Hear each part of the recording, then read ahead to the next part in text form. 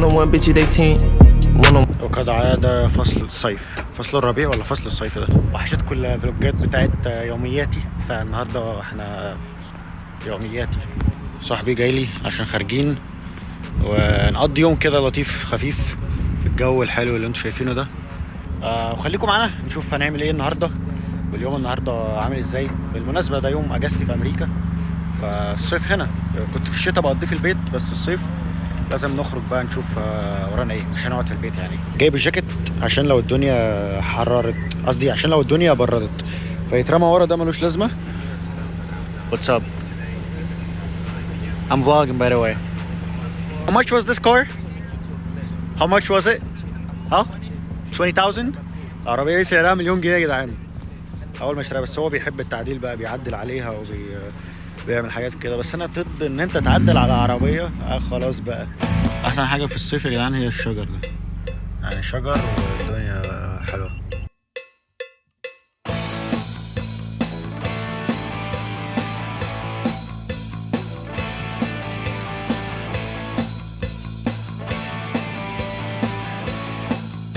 المفروض دلوقتي على البحر، هما جايبين اطفال رحله على البحر ولا ايه؟ جايبينهم يتفسحوا في جمصة تقريبا. عايزين تعرفوا الفلوج ده بيتصور امتى؟ في يوم مش عارف هو ممكن ينزل امتى، ممكن بعد شهر حرفيا. بس النهارده انتوا عندكم في مصر في غبار كده او ريح الخمسين، فعشان كده عندكم اجازه النهارده من الشغل ومن الدراسه ومن كل حاجه النهارده في مصر. شوفوا بقى الفيديو ده هينزل بعدها بقد ايه، وفي فيديوهات تانية جاهزه هتبدا تنزل من اول بكره ولا بعده، فممكن يجي 3-4 فيديوهات كده وبعدها الفيديو ده. احنا جينا دلوقتي على البحر شويه نتمشى، بقالنا من اول الشتاء تقريبا او من بقالنا شهرين كده شغالين على بيزنس انا والواد ده، الواد اللي جنبي ده، شغالين على بيزنس سوا. بس مش هقول لكم على البيزنس دلوقتي، اللي عندي على الانستجرام عارف الدنيا ماشيه ازاي، بس حاجه ليها علاقه بمساعده البيزنسز التانية، يعني اكيد انتم فاهمين الى حد ما. فهبقى اعمل لكم فيديو كامل ازاي بدانا، ازاي اصلا نجيب كلاينتس والحاجات دي، وعشان برضو ممكن تبدا حاجه زي كده في اي مكان، واوريدي في ناس بدأها يعني الحاجه زي كده، بس احنا عملناها ايه، عدلنا فيها شويه وعملنا الحاجات اللي احنا قادرين ان احنا نعملها، او الحاجات اللي احنا بنفكر فيها حاليا دلوقتي. بدأنا تقريبا، احنا بقينا في نص المكان حاليا، يعني في نص البيزنس، وفي لسه في حاجات بسيطه كده بنخلصها، وهنبدا ان احنا نعلن على البيزنس، ونبدا ان احنا نبعت للكلاينتس والحاجات دي، نبدا ان احنا ناخد البيزنس كفول تايم جوب ان شاء الله مستقبليا. في البيوت اللي على البحر دي، اقل بيت في دول يدخل له يجي في 5 مليون دولار. في بط هنا وفي احنا ننزل لهم دلوقتي. جينا نتمشى شويه على البحر. What we doing؟ في بيوت بعيد كده يا جدعان، البيوت هنا غاليه جدا يعني على البحر. في خوت بقى في البحر. وفين كان في يخت بيمشي دلوقتي؟ راح فين؟ هناك في مركب. قبل كده دخلنا الجزيرة اللي هناك دي، بس انا عملت عليها فيديو ومسحناه بعد كده. ممكن يبقى في نسمة هوا كده في المايك. جيت اجرب المايك بتاع التليفون لقيته مش شغال، فاعذروني. امشي هنا بقى كده اتفرج على المناظر الطبيعية، بس اوعى التليفون يقع منك بقى. المايه شكلها غريب النهارده. في شوية ناس هنا بيصطادوا ولا مش عارف بيعملوا ايه، مراكب صيد بقى. معظم المراكب اصلا اللي بتبقى هنا، كل الناس اللي على البحر بيبقى عندهم المراكب الخاصه. رجعنا تاني العربيه، الجو هوا بس مش برد، بس هوا على يعني هوا صعب يعني، فانا قلت اكيد الصوت مش هيبقى مسموع بره في الهوا. لقيت المايك باظ، والله شاريه بمبلغ، بس يلا. هو تقريبا مش المايك، لان هو شغال على تليفون صاحبي، فهو اكيد التليفون ده الله يرحمه بقى، فانا هنجيب واحد تاني بقى قريب ولا حاجه. النهارده ورانا يوم شغل. والله تعبان مش قادر مش قادر اصور الفيديو يا حرام. كوبايه شاي وذاهبين للشغل، علشان ورانا يوم كده مش طويل ومش قصير، فاخدكم معايا الاول على الشغل. عندي نص يوم النهارده، وبعد كده نشوف هنعمل ايه. فالنهارده يوم في حياتي، بما انكم زهقتوا من ال3 قصص اللي فاتوا، فقلت اغير بقى، اعمل فلوجات وحاجه زي كده، فيلا بينا نغير الموضوع ده النهارده. الوقت اللي بستناه في السنه رجع، شجر بقى وحاجات زي كده، والجو بقى تمام. الشجره دي كانت كلها بنفسجي باين ولا مش عارف بني ولا ايه، كان في ليها لون زي اللون اللي هناك ده كده.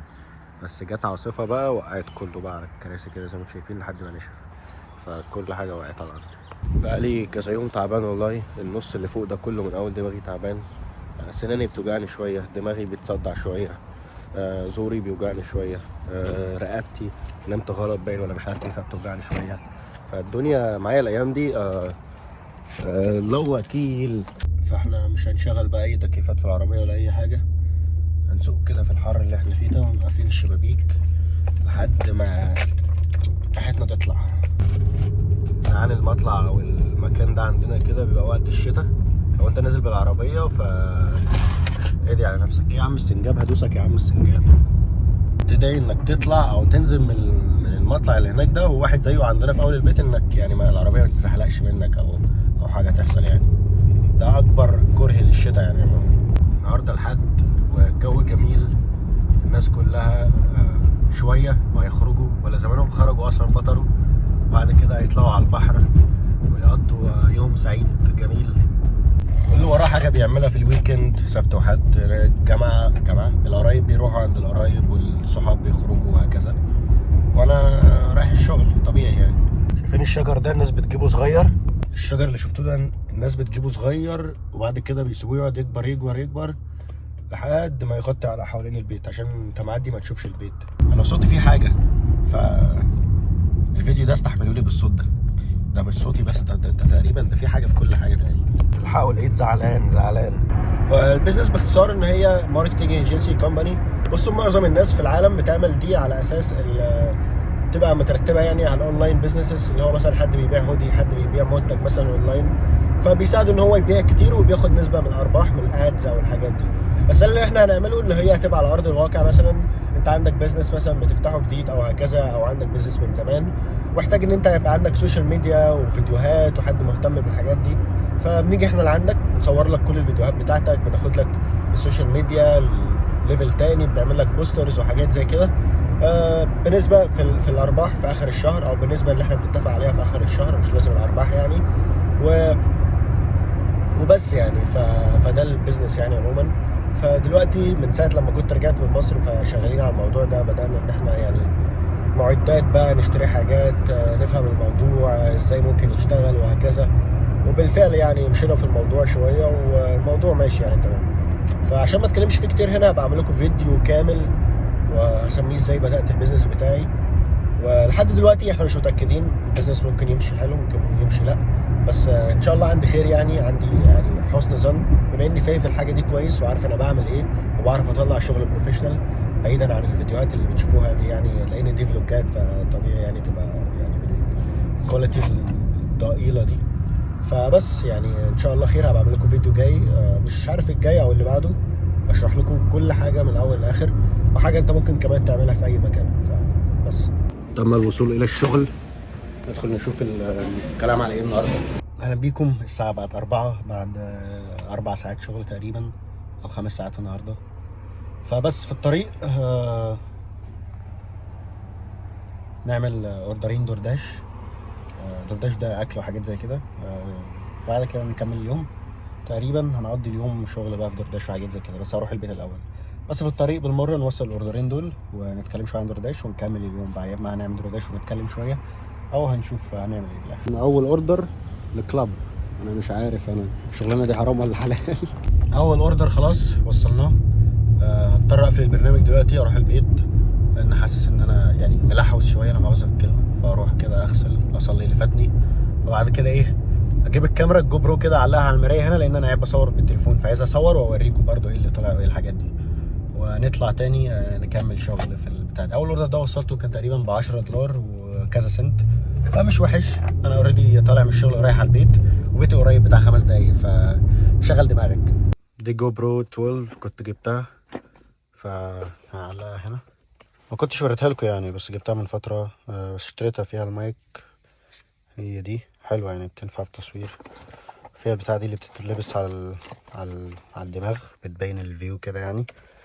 وفيها ايه كمان، فيها شويه حاجات كده، فيها دول اللي بيتربطوا في الكاميرا، كان فيها نور فيها عدسه كمان، عدسه وايد شويه، فيها النور ده. يا رب الاضاءه تبقى شغاله، لا الاضاءه فاصله، محتاجة تتشحن، واكسترا باتري. فكل دي تقريبا $500 او حاجة، بس انا كنت جايبها مستعملة شوية فكنت جايبها بارخص من كده بكتير.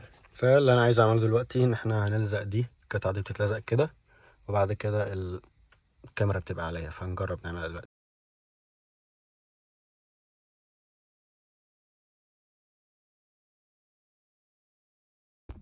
بصوا كنت بدور دلوقتي لقيت دي كمان معايا 2، ال12 وال9.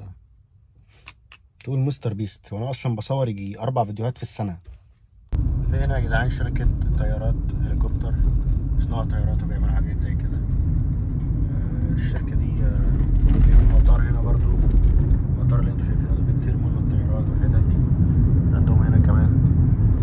الشركة دي اسمها سكروسكي، ودي الحاجات اللي انا درستها برضو، مانيفاكتشرنج، و يعني ان شاء الله قريبا اقدم في الشركة دي عشان اوقع لهم الطيارات كلها. تخيل حد بعد ما اقدم يجي على الفيديوهات دي ويشوفني وانا بقول كده، بتبقى مصيبه. بصوا يا جدعان، عموما دورداش يعني الفلوس فيه مش كويسه زي اوبر وجراب هاب والحاجات دي، بس انا الصراحه عايز اتسلى شويه، مش موضوع فلوس خالص، واصور فيديو كمان عشان ما اقطعش كتير، ونتكلم بقى نشوف الدنيا فيها ايه، نشوف الشغل، وممكن النهارده يبقى فيه فلوس يعني، محدش بيقول الخير لا. فدلوقتي اول حاجه هنعملها ان احنا هنفتح الابلكيشن اصلا. بعد كده انا عملت تقريبا $100 ده في كام يوم، ده في 3-4 ايام يا جدعان. اوردر يعني ببقى مروح كده زي الاوردر اللي انا اخدته من شويه، باخد اوردر، رايح مشوار باخد اوردر، قاعد فاضي شويه بقوم رايح اعمل اوردرين وراجع تاني. $100 والله مش وحشه يعني، مبلغ، وخصوصا ان انا كنت اصلا قاعد بلعب ودخلت على البرنامج يعني ما كنتش محتاجه. قاعد بشوف كده، بدخل وبقول ممكن يقبلوني، لقيتهم عملته في 5 دقايق وكنت رايح اليوم اللي بعده اصلا عامل اوردرين. فما علينا. دلوقتي نعمل ان احنا تمام، نعمل داش ناو. بعد كده بيقول لك حدد وقت لحد امتى عايز تشتغل، فاحنا يعني نحط ابعد حاجه، مثلا هي دلوقتي الساعه 6، نحط مثلا للساعه 11. مش هنعمل كل ده طبعا لاني بس عايز اصور الفيديو واروح، هو كله عشان المحتوى. فداش.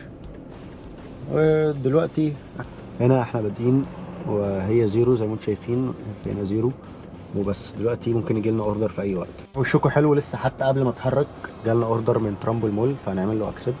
صراحه مش عارف الاوردر بكام، بس بعيد 5 دقايق ان شاء الله يبقى مبلغ كويس يعني.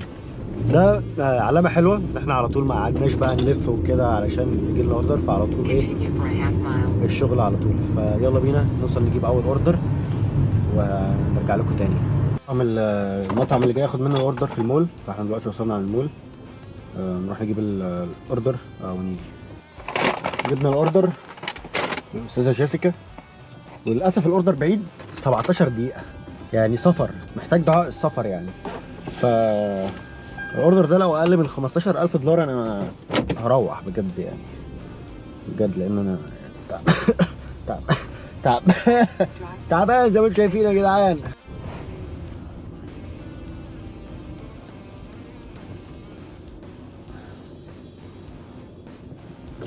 احنا وصلنا، ننزل الاوردر ده على السريع ونيجي بعد سفر، فننزله ونيجي.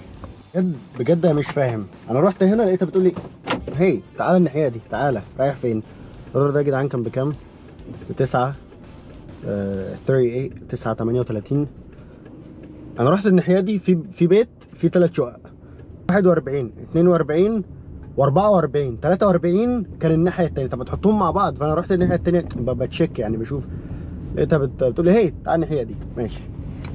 ماشي هعديها لك، بس نعمل دن الاوردر ده، نستنى بقى ايه يجي واحد تاني، فهنطلع ناحيه فرفل برضو الناحيه هناك، يبقى الشغل هناك كويس. فيلا بينا. جالنا اوردر تاني. الموضوع حلو ان انت ما بتمشيش مسافه كبيره، بعد كده بيجي لك اوردر، فنعمل له اكسبت. ماشي 8 دقايق بعيد المطعم، فنتجه الى المطعم. تم الوصول عند وينديز. ندخل نجيب الاوردر ده ونطلع في السريع. الشمس قويه يا جدعان النهارده.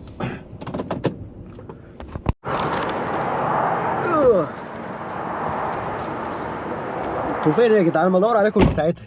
انتوا هنا ماشي. جبنا الاوردر، يلا نوصله. اوعى الكوكاكولا دي ولا البتاع العصير ده يقع على انا مش فاهمني الاوردر يغور الاوردر، اهم حاجه العربيه. ماشي. الحلو في الموضوع بقى ان الاوردر ده بعيد دقيقتين بس، ففي السريع منه كده مش هيكون فلوس كتير يعني، بس ما علينا. anyway احنا لسه بقالنا بس نص ساعه شغالين، عملنا فيها اوردرين، فيلا بينا.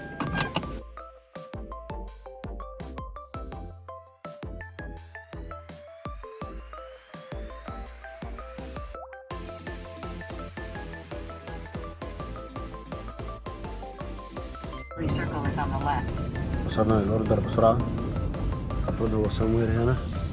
ايوه شفتوه. تعالى نركن عربيتنا الجميله. انا مش انا معلش انا اتلوحت كده شويه بس عشان كنت بصور حاجه تانية، بس اسف. هنظبطها في المونتاج يعني. ارجع لكم تاني وقتي. الاوردر ده كان $5 و11 سنت، والله مش وحش يعني. ده انا فاكر اول يوم اشتغلت فيه كنت بسافر عشان $3. ف so good so bad يعني. so good so bad so good so far. انا تعليمي مجاني سوري. اللي بتكلم فيه ان هو تقريبا انت في نص ساعه هي انت الساعه كام تقريبا؟ في 40 دقيقه عامل $15. فالساعه مثلا ممكن تعملها خلينا نقول مثلا من 25 ل $30، حش منهم $5 مثلا يوم ما فيها جاز، فانت كده عامل لك $25 مثلا او $20، فاتس نوت باد. وانت قاعد في العربيه وبتسوق بتروح وتيجي، شغلانه حلوه.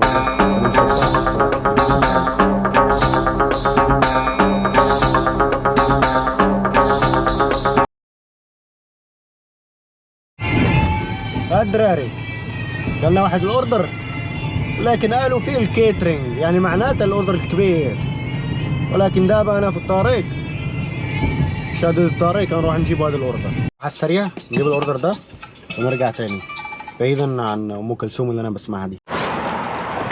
كده تاني تضيعوا مني. الاوردر اهو مش كبير والله يعني، حلو عادي ماشي حلو. هيك كسر يلا ان شاء الله ما يكونش حصل حاجه.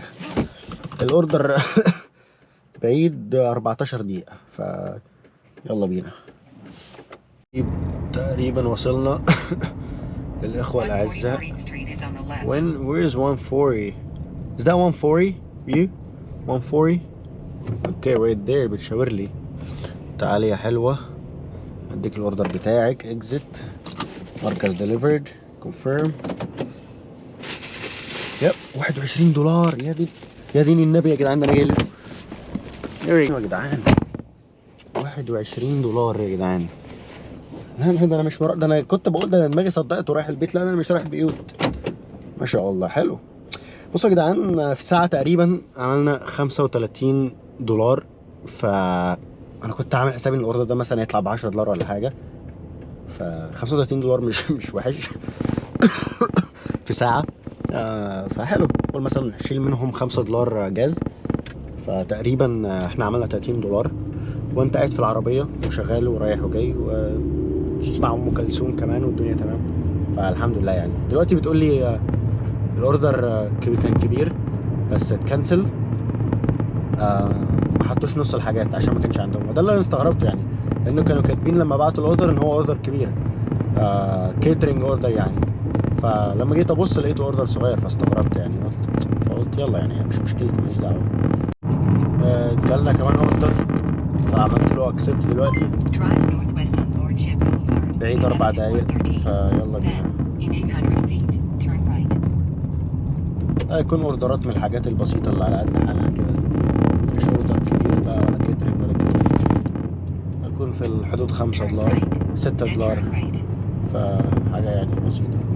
حاول ان انا اشتغل في المطاعم اللي هي تبقى فاميلي بيزنسز، ما تبقاش مطاعم مشهوره. ليه؟ لان المطاعم المشهوره موجوده في كل مكان، فالناس القريبين من بعض بيعملوا اوردرات منها، فالاوردر مش بيبقى فلوس كتير. بس لو فاميلي بيزنسز بيبقى ناس معينه بتحب المطعم ده مثلا، فبيطلبوا من مدن بعيده، فبيبقى فلوس حلوه وهكذا. فبحاول اشتغل ناحيه هناك، مش راضيين يودوني ناحيه هناك يعني، عمالين بيرجعوني هنا، خلوني اجيب اوردر من هناك اوديه هنا. وبعدين بقى لما اجي هنا زي دلوقتي زي ما حصل، يوم جاي اوردر بقى في المنطقه دي، تفضل بقى تلف في المنطقه دي $5 $3 $10. بحاول اروح ناحيه هناك مش عارف يعني. حتى انا كنت حاطط الجي بي اس رايح هناك، جالي اوردر قلت يلا اكسبت اللي بعده. عندي وينديز تاني. وينديز موجود في مصر ولا لا؟ Wendy's is on the left. وينديز ان ليفت، ما انا عارف، كنت لسه هنا دلوقتي. يلا نجيب الاوردر ده ونرجع تاني على السريع. اوردر عباره عن مشروبات وثلاث علب، ولا اسمها ايه، باجز، شنط. استنى كده،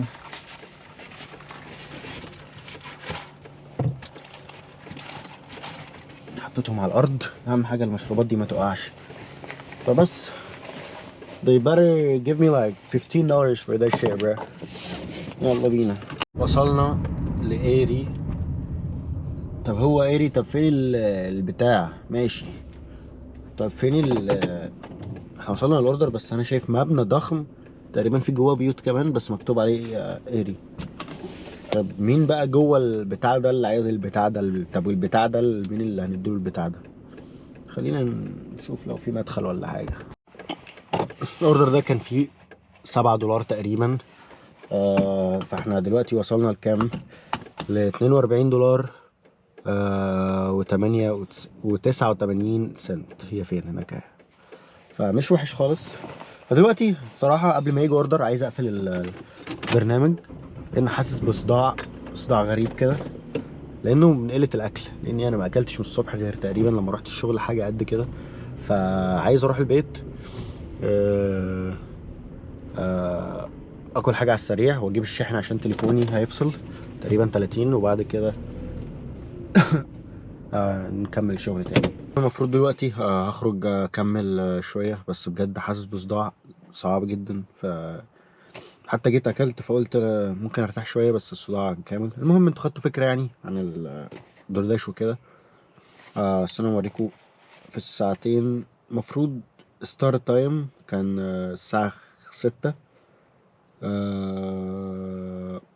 بس ساعتين تقريبا، ساعتين و10 دقايق عملنا فيهم $42 تقريبا، $43. يعني الساعة واقفة ب$21 أو حاجة. قول مثلا منهم $5 جاز ولا حاجة. أربع رحلات يعني. عملنا 4 أوردرات. فبس أتمنى يكونوا الفيديو من أوله أصلا عجبكم، وتكونوا شفتوا حاجة جديدة استمتعتوا بالفيديو. لو عايزين فيديو كامل عن درداش ممكن أبقى أطلع أتسلى كده نعمل فيديو كامل بس على درداش وبس. من الراجل اللي ورايا ده. اشوفكم فيديو جديد. سلام. عشان تعبان والله مصدع، عايز ادخل انام شويه. سلام.